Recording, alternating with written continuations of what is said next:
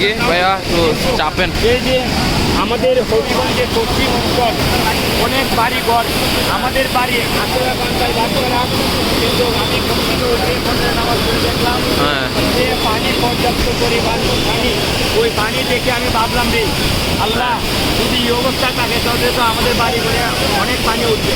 হ্যাঁ যে আল্লাহ আপনি আমাদেরকে ওই সুযোগ দিলেন, আল্লাহ হেফাজত করুন।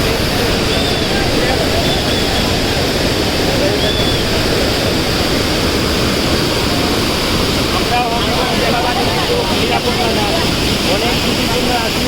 আমাদের হবিগঞ্জ শহর যে পরিমাণ পানি যাইতেছে, ওই পানি যদি আমাদের আমাদের বাড়ি ঘর আমাদের শহর অবস্থা করতে পারে না অবস্থা।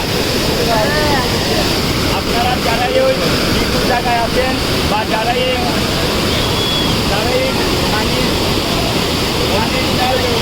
যারা মালামাল নিয়ে আপনারা জাকির একটা